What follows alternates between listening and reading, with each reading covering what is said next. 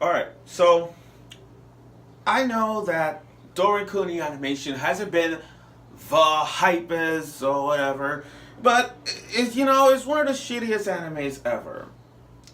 It's one of them. I mean, sure, the plot got messy. Every individual character was messy. There's no word to describe this show as messy. Everything just went down the freaking wire. Everything's like episode 12. Episode 12 of Dorei-Ku animation was his last ditch effort to say to me, trying to point out the facts like, oh, this is a good show. This is a good episode. Let's make the last episode so freaking hype. We didn't. I'm sorry, we didn't get it. Now, okay. Now, it's like it doesn't matter how bad this was. You can't even pick a favorite character of the show. In which case, and it's funny how out of everybody in the show, there's only three characters I like. The boy Rio, the area, the main girl, and the dog. Yes, a dog. Out of every human character, I like the dog. At least the dog had more development than the other humans, like the trap, the prostitute, the gal girl. Like, come on, really? Even the dog outranked them all. Now, okay, episode 12 during Korean animation has its downfall. For instance, the ending kicked things off with the boy, Minato, just immediately playing them little paintball game, little dart action with all his slaves. And it was fun. So we all know that it was Area, Rio, and the other guy looked like a lion, got that lion-shaped hair. Those three are gonna work together to take down Minato in that abandoned school. While all the female slaves are in the shed, other male slaves he has are doing security. So they had the plan to take down Minato and end the whole thing. Now, from a manga's perspective, which I've read, it's way better. The ending was way better than the anime ending. I'm glad they didn't put a lot of effort on this. Like, I'm glad they didn't put the ending from the anime, from the manga, and then put it to the anime. You know what I mean? Like, they kept it, like, they want to do it their way. And that's the only thing I like about it was the ending, because it was obvious. So, Area wanted to challenge Minato to a duel, which we all know Area wants to end all the slaves, make sure to end the game, and all the slavery, mean no more slavery for all. No more SCMs. Okay. So here's the crucial thing. Minato got like a lot of slaves, and he got like 19 of them. And if he controlled Rio and Area, he would have won. He would have controlled everybody. So, challenged to a duel, and the duel was who made people suffer. So they abandoned school in a fiery school. Minato beating the crap out of her, and Area strong. For a woman that good, she is really strong to back up her words. And it doesn't matter if she ever since the first episode, she didn't know about the SCM. But ever since she met Yuga, it changes her. And she developed quite well in this episode. But again, episode 12 wasn't that much of a hype thing to talk about. We all knew the facts that Area was going to step up her game. She was going to be the one to end the slave game, which we all know from a manga perspective. She was going to end the whole world of SCMs. Now, we just had some yaoi moments. Now, look, I have nothing against the Yuri and yaoi community. I'm just saying, as a whole, between the Yuri and yaois, remember I said it before during my Citrus anime review that Yuri's down here, not much talk about, yaoi's up here. Now, I don't have a problem with it. I'm just saying they did brought out the love between Yuga and the boy with the lion-shaped hair. It did brought that out. So that kind of states the fact that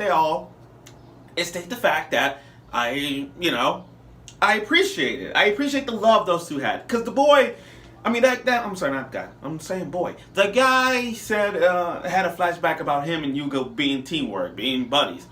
And then he said, I love you. Now, people who hasn't seen it thought it was a joke. to like psych him out. But it wasn't. He's like, no, it's really true. I do love you. Now, there's a way to say it. You can say I love you as a brother, or I love you thing. But the way he portrayed it makes it sound like he actually loves him, instead of just saying, oh, I love you as a brother. No. We see where this is going. So, after everything that happened, for the big guy, he could jump through windows or whatnot. He saved everybody through that abandoned school.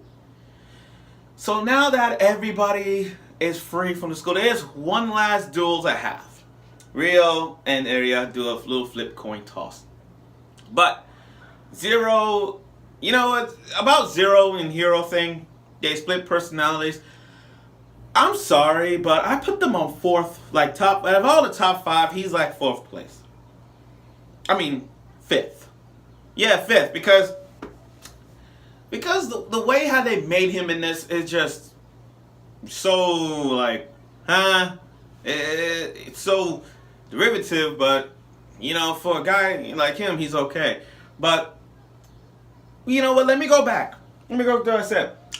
There's 5 characters that are like top 5 ones, so number one, I gotta give Area credit. Area's my favorite.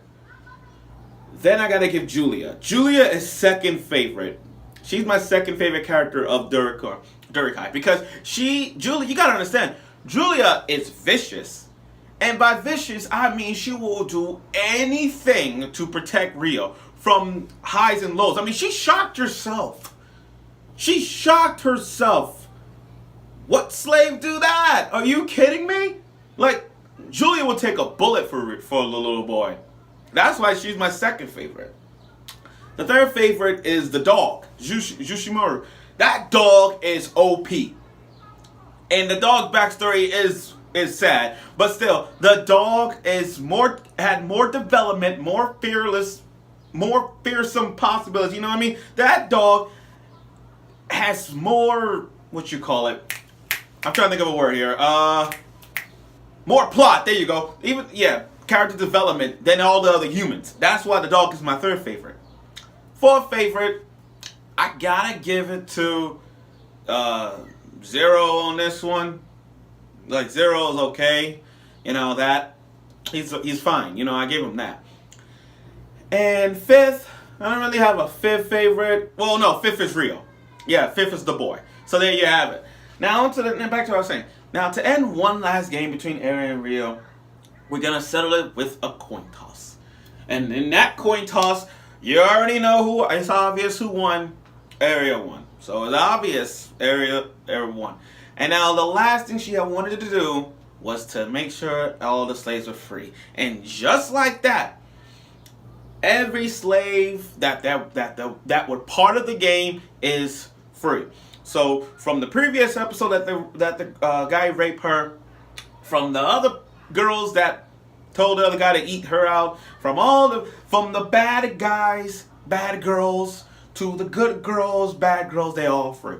Everything they did wrong in the first, second, third, fourth, and previous episodes, it's now gone.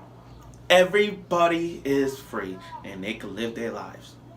It's funny how in the manga they did explain everybody's lives after the SCM.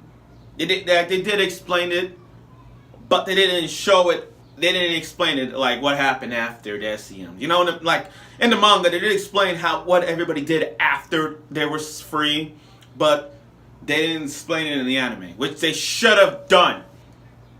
Now, as for Minato, he's getting himself served. The way he tied up in the car, he's gonna get it. As for the other person who was behind the SCM with the Juggernaut SCM, he's out there wandering around. And Rio and his mother, their debt is fine, so Rio and his mother are gonna spend a wonderful time together. So that's it. Again, the SCMs are really done. Now, overall, this show wasn't that hype as I thought it would be. I thought they were going to follow it from the manga's perspective, but they didn't. They kind of made... Everything was, like I said, messy before. Including the plot. We lost... Like, what happened to the plot? Like, did we miss it on episodes 4? Did we miss it on a lot of occasions? Like, what happened?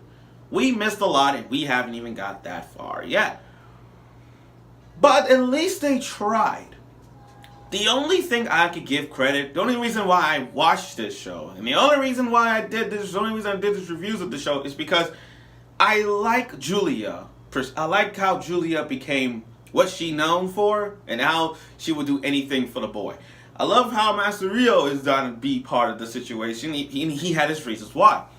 I also love the fact that Arya, the main girl from the first episode, wanted to free everybody. That is a good reason why. And another reason why I keep doing this is because of the dog. The dog! Yoshimoru, the dog. Are you kidding me? The dog who's had everything, you know what I mean? Like biting a guy's nuts off, finding his owner, and literally had a good development throughout the entire show. I mean, literally, the dog outranked everybody, and I'm still saying it to this day. But still, bad. I mean, it was one of those. This is one of those underrated shows that you may not want to watch unless you want to read the manga, which I strongly recommend. Read the manga because it's way better. But I give this show a 5 out of 10. I mean, it is a 5 out of 10. Like, half of it. The only good thing about it was that this is what a 5. On the good side, it's just like, okay, good characters, great introduction by, explaining how everybody became part of the game. So they explained that, so I'm okay with that. And the duels that they had was pretty funny. On the other side, it just plot messed up. There were characters became unease and all that. So I can't. But I give it a 5 out of 10. So that's it. So hopefully they're gonna show an OVA probably. So let's pray for that. So that's I said. Grace wasn't. It was half bad, half good, but at least it was a shot. So that's it. So like I said, I won't do any videos in the summer because I'm working in the summer. I'm sorry. I want to do reviews of Yuna and the Haunted Hot Springs because I saw it. But we're not. Again, felt bad. I'm sorry. But in the fall, when it comes in the fall, trust me, I will do reviews in the fall because there's one particular show I'm going to do in the fall. So thank you for watching my reviews of Dorei-Ku animation. I'm glad you liked it.